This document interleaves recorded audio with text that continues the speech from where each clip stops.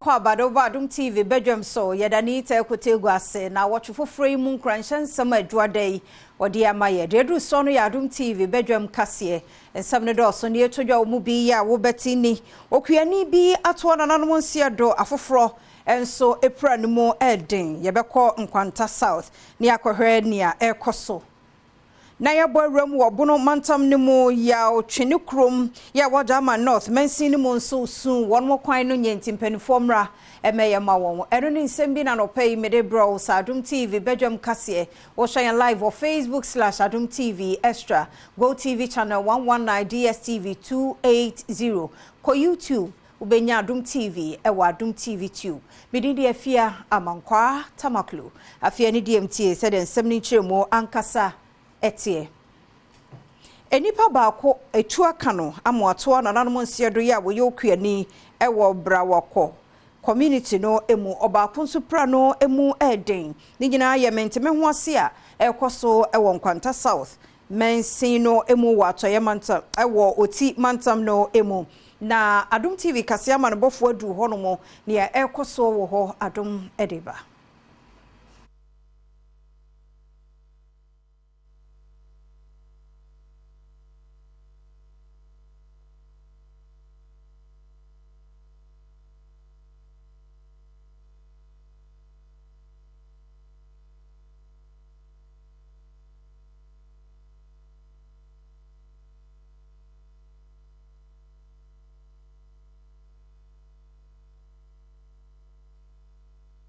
to akasia no so na yemonra yensam foforo emu na asukufo no wakyerkyerefo ya womo ya otwene krom DA basic school wo Jama North mensin no emu wo bonomantam mu baby a womo ti sesia no emu oden na wo hwe de womo friend se school dan ya correct musua de ne se wani se wo kachire ye de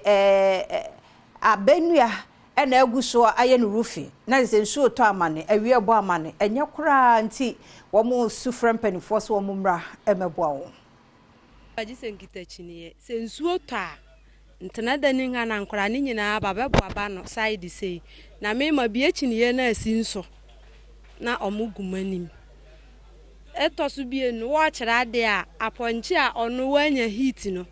oso milika no ba be ma ni dinachi na omunyina be wura class wo ne to a obiem wo kira de no obeti ade se akora bi aka madam wo obehu ade se wo ni firi soro na ate agu fom yese yepe ba bi fa na ya frem kora mpanyimfo no na baba beku wo no situation se ne sitie o class ya se ya ye ne table nti nkora no ye ba class ya ye de book ye momo a omuntimi ntworo omuntimi nye bibia di no an se ye ba ye fa book na ye de checheche omusi ya na ye de ya san ye ko wo so ye ba ha se no a table plastic chair na omudi ama aba ne bra ye friend se dual chair ono so miensa pe nkura no so begusu bebele di begusu bebele no so yentim ma ba ntworo o ba na se o ma writing book na omo tworo a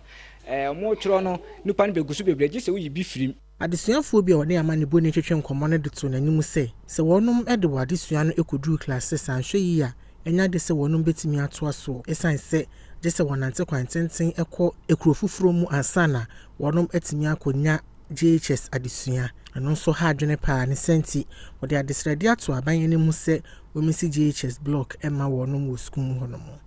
yenuan ma omo awie binum antimanto aso so mbe fa from jomonti mi anto asinti yesra ban se o mesi school dan bi mai na yebre me pesa me go school be ni pakasi enti ye pemwa afra ban ho nti yesra ban so meboa ye na ye nti mi go school no ni school dan so my into Adom TV Badwam kase no so na yemonra yensam foforo emu na deputy majority leader ya wo mra hyebeje fie mu okọ ewutu efutu abaton pesua no so a wono ene wo mra hyebedwani Alexander Afenyomakin ena enei wode soso abo efomo sayensi eye district hospital enfama de hye woniu wuniba ai no wo efutu mensin mu mfimfini mantem yan ma menum wona wu mu nkoten nti maternity block no or you're connected to the theater and then we create provisions for esikafu bi o wa hospital wo peda wan kwetin wo ko ward nti abrunsen oye so won oye private ward a wona bibinyi na se wo ba hospital wan kwete na wo pede wo hye wo dem na wonya wa yersan ono so ye create 20 private wards e wo so zayer karanyi de yenje won akir new win ba ha yemba cat sword ma yenje won wo da enti me pede obi biara wo ha ohun de wo odefu ye obo ye nyinara ni zinimin yaren cat sword na yenje nko na hanfu bio ebi nsi da na bi suru nsi nananom ene mpanyinfo a wonum ewo new winiba ene nsu akiri kuro ni mu abo afenyo mark na ba so se bibia wo kai wonum na wogusu a eyempumtu dwuma ewo kuro ni mu ema wonum it's all in eniji na yehwe kwan so dem ra waka the 6 month time no eja yanso so ye be follow up na ye make sure ye be shemu ha biem no na ye baba commission or office na migration office no so won aton nti say honorable hospital obaya menwa ekei me finu yimbe na say me yefu yembo mutu na kure be twa ni Messi hospital na adoctor there asham says over sambol is a yerepe uti pampo utembeka ba ni wade to ala na ochere ab hospital ye tengwa yako wuniba wuniba so waso rokuto nyi won to rokuto ambulance ana ne nurse fa na mpelifo ina wesu aka ye mo bankete Oman First Lady, Her Excellency Mrs. Rebecca Akufo-Addo, and First Lady Owogunyano. One more Bapro Aqua Pediatric Intensive Care Unit. Na one more Aqua Chef is Rebecca Akufo-Addo, Sunshine Hostel. No, one more Raho Ecocofe, one munina, one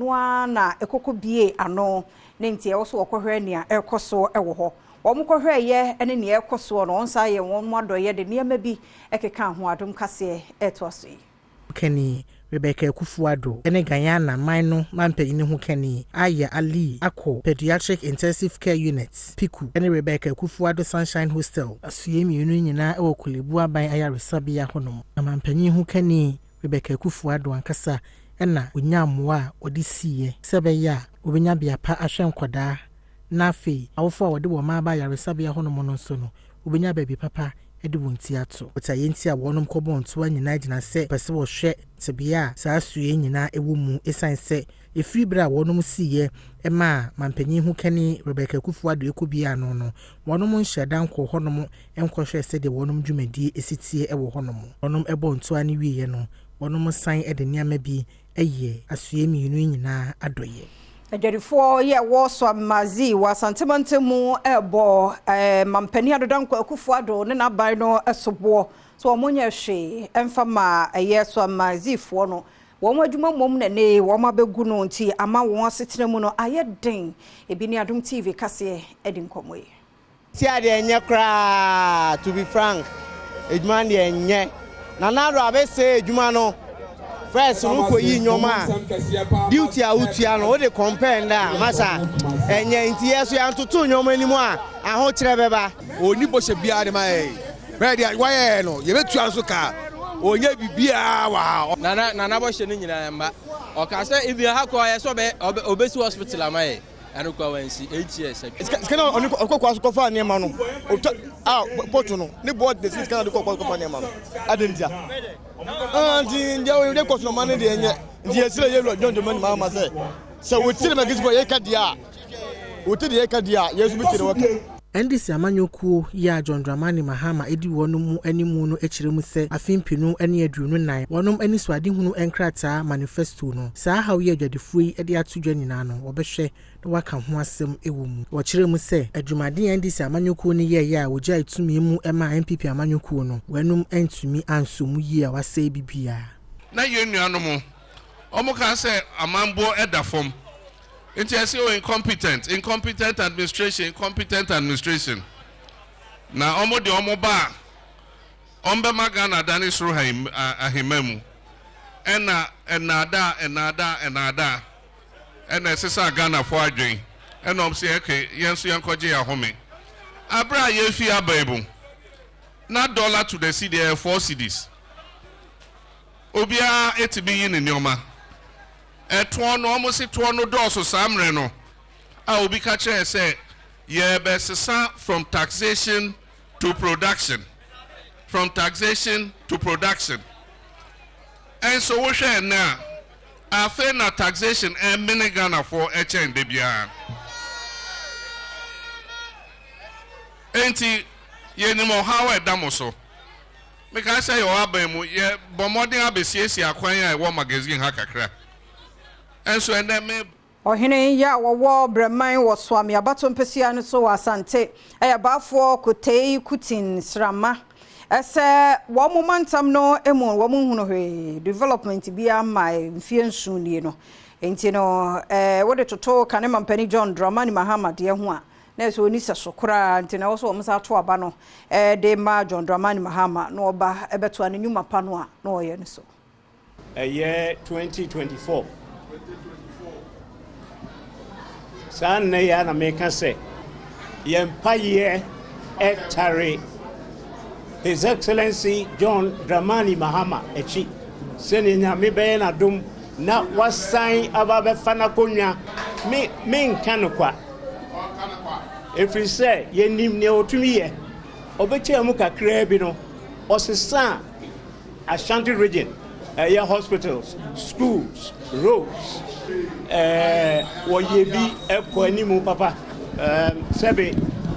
enka wo ya de pa ye ba ese etoaso so ese enema hyedan ko yisa etini ayesre eni se ochie dia mponyankopon obeboa na sabe mei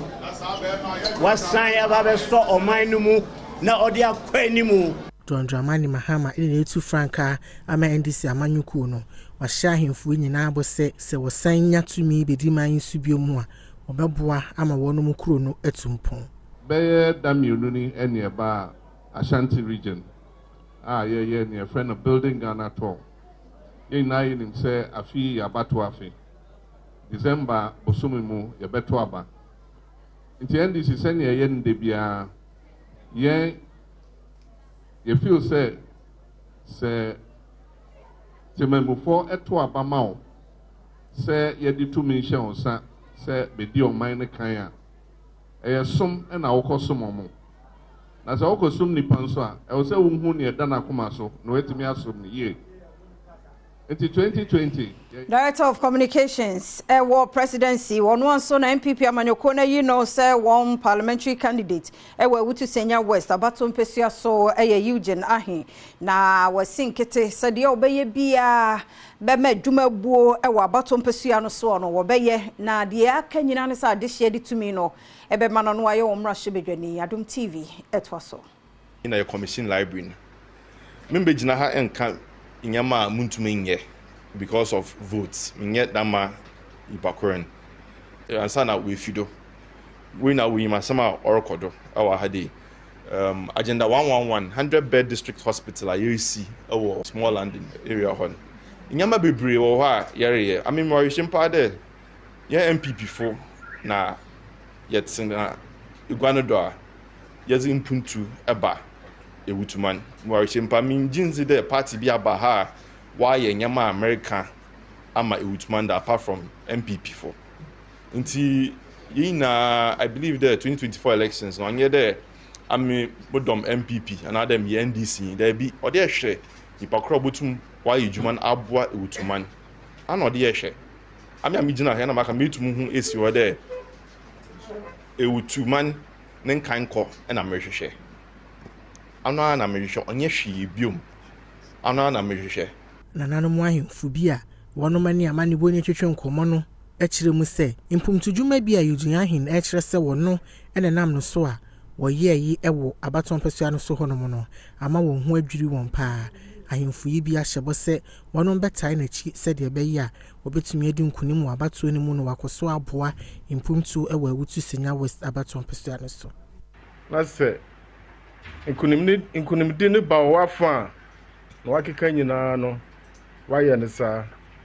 ohini bia prenkanko obia pem nkanko mpuntu eno na nyina ehwehwe nti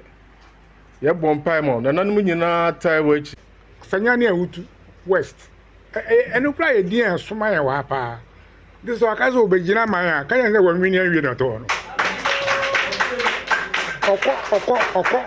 won wini awie mo ha no kura obekọ asa akọ akọbi yes we ne me ka kire na na pe say me promise me say obekọ edin ni sonodo yehu bi da ye nanamo ba hemba fo ye nyina beta wachi o ma empo hwene ma wa ye a wo kankan na fi ubade a ene o hwa ebe wie san kakra me pesa me sra ka kire Mami nyina no so na Adom TV Badwam kase na ha na brema kwan na no pay mediasie aseda ya odia wo mre no wadaje rade mfa nko emra somdue mu na babia wo kọ no so wo DSTV a wo benya yen ewo 280 ena eye Go TV a 119 eye channels a wo benya Adom TV Facebook also utimi hwe yen live wo ho eye Facebook/Adom TV extra medin de afia amankwa tamaklo yen ko ye kura sima be mienu ye kwa bade obonkrata no wa ha online stories and so e wa ha nti twen yen ko ba bia ye kwaba